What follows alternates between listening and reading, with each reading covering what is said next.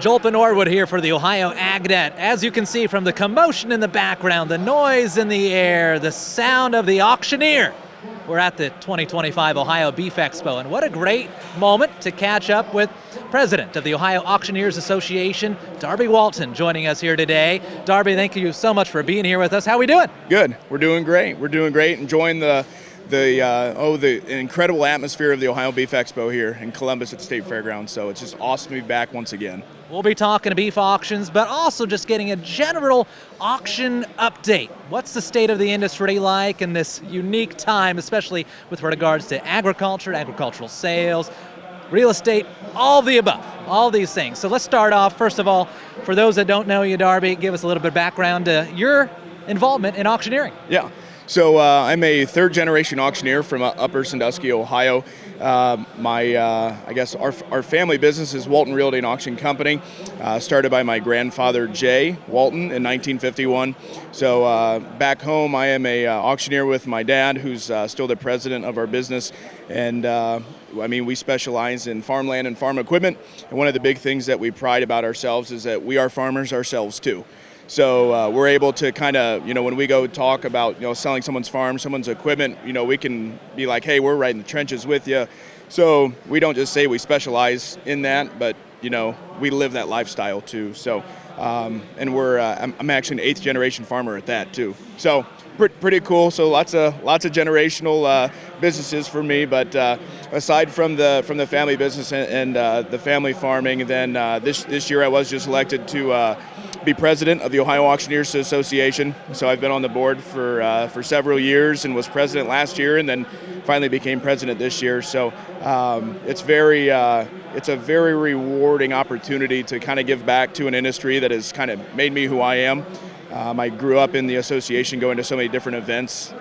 All over Ohio, and from being knee high, and now an adult. So it's a very, very humbling position, and very, very honored to be elected to that.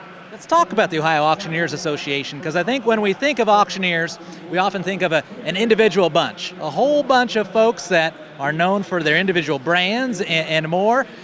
But the auctioneer, a place where they can come together and talk about the issues that affect their unique world. Oh, for sure.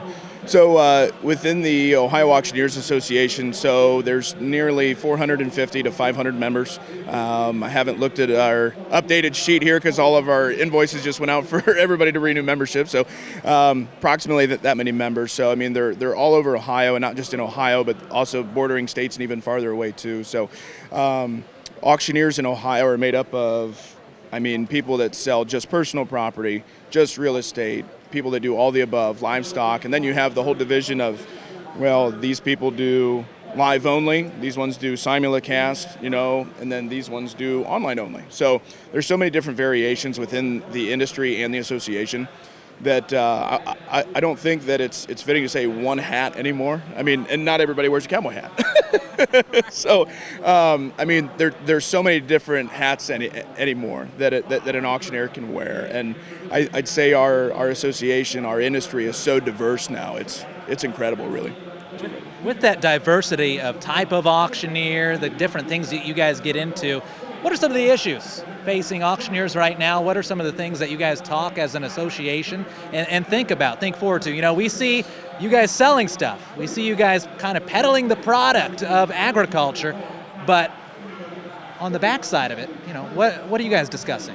Yeah, so I guess as far as issues go, here recently, within the last probably 12 months, there haven't really been any issues. I know the association, but mainly the license, the auctioneer license, a few years ago went under a drastic change where the apprenticeship program was actually dropped.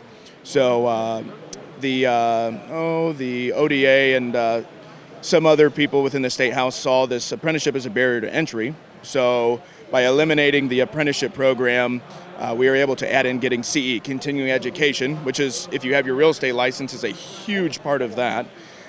So we were able to kind of work with the legislators to develop a happy medium to kind of, hey, we don't want the license to go away. But we want to make sure that if we are going to get rid of the apprenticeship, which to some people was beneficial, that we are making sure that we're adding something back in to kind of make sure that everybody that does go and get their license, that they're still going to be happy and still have an equal opportunity to kind of maintain that license as well. As your industry, continues, as all industries do, change over time, as agriculture changes over time, and how the inter-auctioneer relationship changes along with that, what do you see the future looking like for your association? No small question. Yeah. I know I guess one of the topics that's been brought up is, so as our industry together, all associations across the board are seeming to get smaller. So the biggest thing, especially when I stepped into leadership, was how do we maintain that membership, and then how do we grow? So, and that's another thing too, the auctioneering profession, we don't have a lot of young guys coming into this, or we could use some more people, definitely.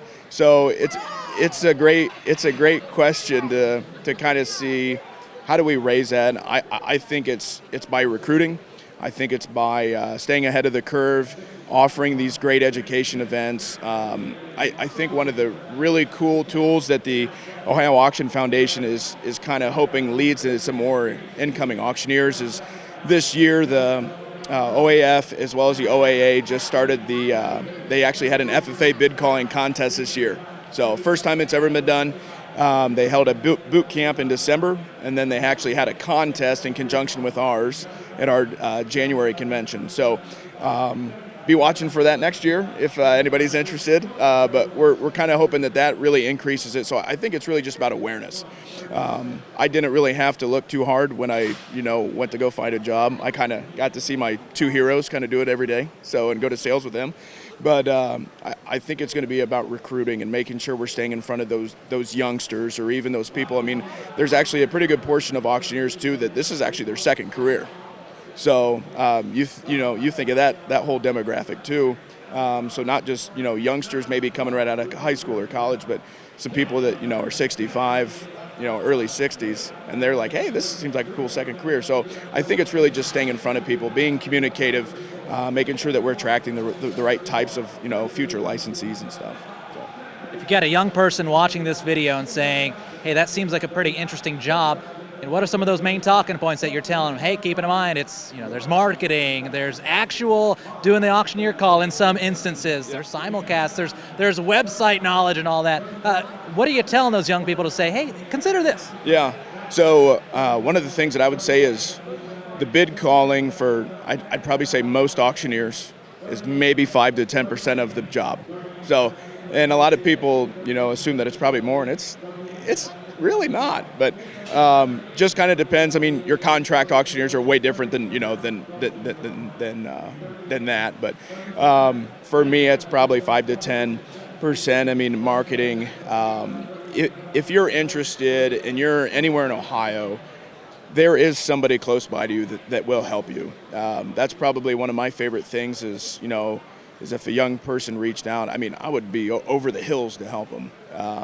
They might not be behind the mic right away. Just, that takes some time to develop and, get your license. but if there is a youngster out there that wants to do it, they're, team up with somebody that's close to you. And team up with one of the OAA members. Those are people that are committed to, our code of ethics, committed to our industry. And they've proved that by, becoming a member and agreeing to, bettering not just themselves but the industry. So if you're a youngster, reach out to an OAA member. We would love to help you.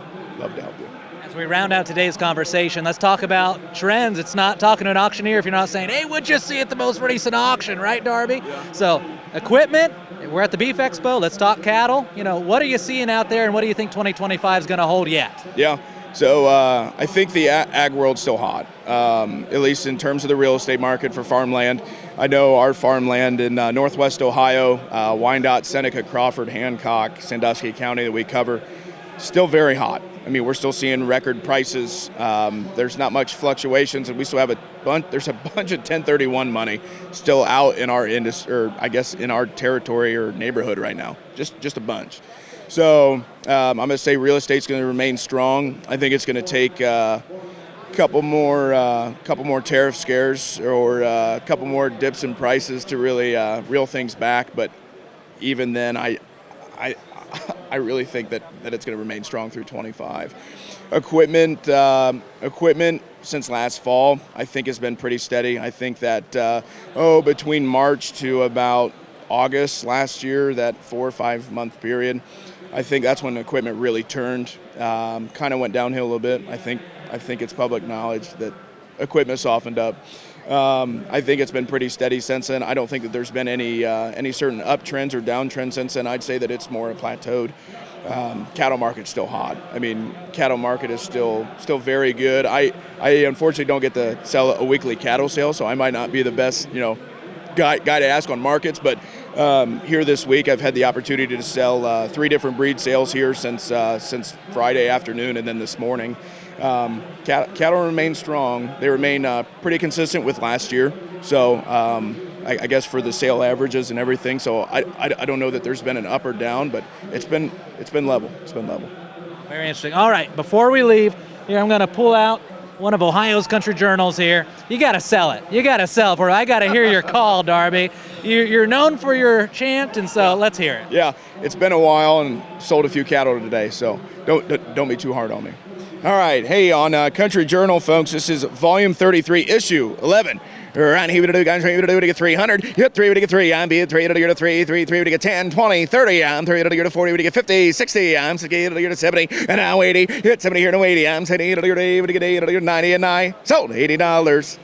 Darby Walton, he's president of the Ohio Auctioneers Association and obviously quite the auctioneer himself. Joining us from the 2025 Ohio Beef Expo, I'm Joel Norwood. This is the Ohio AgNet.